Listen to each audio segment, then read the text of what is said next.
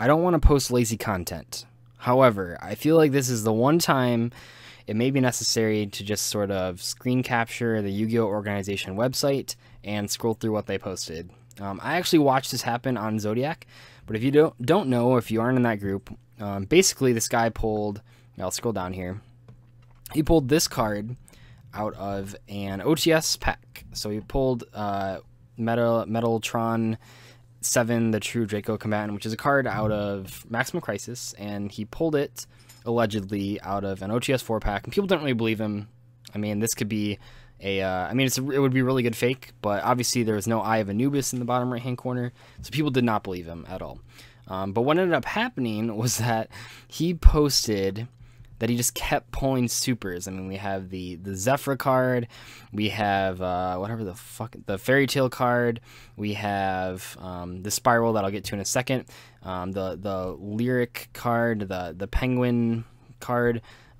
He kept posting these cards, and they were in videos, and they were from multiple angles, and it wasn't like a potato quality. And people, I think what really made people believe him was when he posted Spiral Sleeper, because if you look at this card, sure, this could be fake, but it's made, the artwork is so clean, and in the Spiral theme, it's not, and that rhymed, shout out to me. It's just really clean artwork, and it looks like a Spiral card. The effect is believable, and it's actually really good. I don't know if I'll make a video about it later, but this card's actually ridiculous. It's like a BLS kind of. It's pretty cool. Anyway, when you posted this, people like really realized that there was a mistake in these OTS packs. We don't know what happened. It's not really Konami's fault, because they're not the ones that actually print the cards. They hire a third party to do that. I'll put the Spiral effect here so you can just read through it, but they don't actually print the cards. It's through another warehouse, an independent party. So it's their fault. But what I think happened is that they got the OTS 4 super rare sheet mixed up with the Maximum Crisis super rare sheet. I mean, it makes sense that they would already be printing the Maximum Crisis cards. But this isn't a case like when Cosmo Tin Can and Cosmojo got leaked, where people, someone that was in the factory took pictures of it. These were actual cards that were shipped out in the OTS 4 packs instead of the super rares. That's pretty funny. Anyway, we saw the Spiral, it was really good, but the card I was more interested in was the Subterror card, and there she is. Right off the bat, maybe this artwork looks a little unbelievable. As John pointed out, this is a little too sexual for the cards that Konami prints for the TCG. I guess it's not overboard because there's different tones, so it's not like skin is showing. But I think that was like people's initial reaction. But I'm led to believe that these cards are real. I would be very surprised if this was a hoax. It seems very real. Everything adds up, and the person that was taking pictures was happy to post videos of them opening the pack and showing all these cards laying out. If this is a hoax, these guys, I don't know who the fuck spent the time making these fake cards and drawing this artwork, but kudos to you. But I don't think they're fake. And this card is crazy, okay? I wanted to talk about it today, and it's hard talking about this because we don't have the other three Subterrors or Spirals revealed. Subterrors will most likely, well, they're getting a trap card that was in the card list, and then they'll get presumably a level 8 Behemoth and a level 11 Behemoth. But I want to talk about this card because, boy, is it worth talking about. Well, let's go down to this effect here. All the way down. Yeah, here's some other super rares, and I'll put links to these links in the description. So Subterror Fiendess, and it's not a Nemesis or a Behemoth, it's just a Subterror, which is interesting. Level 1 Earth Spellcaster type monster, basically no attack or defense. Its first effect is during either player's turn, when your opponent activates a card or effect, you can send this card from your hand to the graveyard, then target one Subterror monster you control. That's like the activation requirements. Negate the activation, then change the targeted monster to face down defense position. So this is I mean, it's not an Infernity Barrier because it doesn't negate the card, or it doesn't destroy the card, but it just negates any card or effect your opponent activates, and then you flip a Subterror face down. Like, what the fuck? How is that fair? That's, oh my god, this... You've probably already read through the rest of the effect, but even if you hadn't, if that was its only effect, holy shit, that'd be awesome. You can add this with Hidden City, so you essentially have 9 copies of it.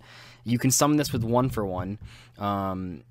because you can send it from their hand or field to the graveyard just because. And also you're going to see here in a second, or you probably already read that, it has a crazy on-field effect too, but it's just a fucking, it's a herald of purple, orange, and green light without the discard costs, and it flips a Subterror face down. So, oh my god, this card's crazy. And while I wish that it flipped a Subterror monster face up, because I still feel like what Subterrors need is a card that flips them face up. Here, look at me, I'm complaining about Subterrors on revealing like the best card in the deck. I'm complaining about them still, but I understand that mechanically it'd be really hard to make a card that like had an activation requirement like this that required you to have a face down Subterror. But this is just that's ridiculous. Like, you just negate anything and it doesn't destroy it, but like, who fucking cares? Like, it's negated. Yeah. Anyway, its second effect is you can target one face-up monster you control, change it to face down in defense position, and if you do, special summon one Subterror monster from your hand or graveyard in face-up or face-down defense position, and then obviously you can only use each effect of it per turn. So the first effect is really important because finally we have a Subterror normal summon monster that you can flip face down. So basically, let's say you open Hidden City and any of the big behemoths or any Subterror, you can just normal summon this thing. Well, search it with Hidden City, normal summon it, activate its effect on itself, because it doesn't say other. Activate it on itself, flip itself face down, and then special one of the big Subterrors from your hand, and then you can flip that Subterror face down, and then that would trigger another Subterror in your hand, special summon it, and that's like, that's so good. You don't have to play shitty Midshield Gardena, you don't have to play shitty Girya armor, you don't have to play anything. You don't even have to draw Book of Moon, fuck all those cards. You have a hand trap that stops anything, and a card that you can fucking flip shit face down and recur cards from the graveyard. And it's like, I didn't think one card could change the strategy so much. I mean, Subterror Nemesis Warrior is insane, and it always has been. Subterror Nemesis Archer was crazy. Subterror Nemesis Defender was terrible, and I thought that I was really worried that they wouldn't make another good Subterror that wasn't a behemoth, and they proved me wrong really hard, because this is much better than Archer, and I think as a standalone card it's better than Nemesis Warrior. I think Nemesis Warrior is probably more important for the archetype, just because of the special summoning effect from deck and the effect dodging of it. But this card, like, you can just like, there's so many combos, guys. Like, I'm so excited that when this card got leaked, I had like a ridiculous amount of Facebook messages from friends and people that are likes my YouTube Facebook page, just saying like, have you seen this shit? And I did see this shit, and like, I'm just amazed at a card that could somehow maybe not solve all the problems, but there's 3 other cards to be revealed in this set, and even if they're like halfway decent, I think that I never would have dreamed that a card this good would have come out for Subterrors. I'm so glad I hung on to them. This is definitely going to be, already this is the best wave of support since the first wave. Because, I mean, the first wave of support, all 4 cards are still played in the deck, where with all the other waves that's not possible. If we could maybe get, maybe it's shooting for the stars here, but if we could get in this last wave of support 4 good cards, so that you'd have like 8 good cards. I know it doesn't sound like a lot, but it can make like a lot of difference. I mean, already we're seeing this card completely change its strategy, right? So I mean, like, I have Subterror Clash brought up on the screen here. It almost makes you want to play this card. Like, you could just add the thing back to your hand every turn, and that's just like, that's pretty good. And yeah, you have to like do battle damage, but like, who fucking cares if you're adding back like this piece of shit? It's like, I don't know, I don't even know what to say. My words are everywhere. I just want to negate stuff and flip stuff face down. And like, if the trap is like anything halfway decent, if I've been asking every set for a Ghost Trick Scare, if the trap is like anything close to a Ghost Trick Scare, like this deck becomes like a serious threat. And or if either of the behemoths do something relevant. I mean, Stalagmo and Umastrix are like actually played because they're the only like relevant effects. I know people like the Ultra Maphis or whatever, the guy that flips everything face down, but really it's like Stalagmo and Umastrix are like the good ones. But like, what if we got 2 behemoths that have like equally good effects? Like, what if one of them summons a Subterror from the deck, or like, I don't even know, or like just pops cards?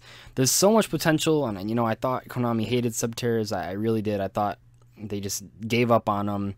But with this card, if this card is real, which I'm inclined to believe, I mean, you can go through these pictures yourself and ask yourself if they're fake, and they're really not. Just find the Zodiac thread about it as well. There's no way these cards are fake. This would be way too much work to go for to go.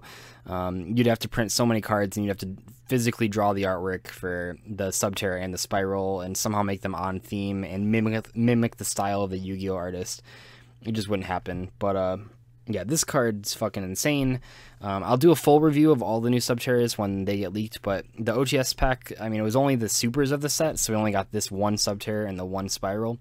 But I think there's hope for us. I think if you held on to your Subterrors, if you've been watching the channel since Hidden City first came out, and you've been following me try to make Subterrors relevant, I think that we could be looking at a bright future ahead. So I just want to talk about this card because a lot of people were asking me my thoughts on it. Yes, I think it's amazing. Yes, I think it takes a deck in a totally different direction. Maybe a direction that's like actually good. We will have to see though. And yeah, the link will be in the description for this article. But I will see you guys later. Bye.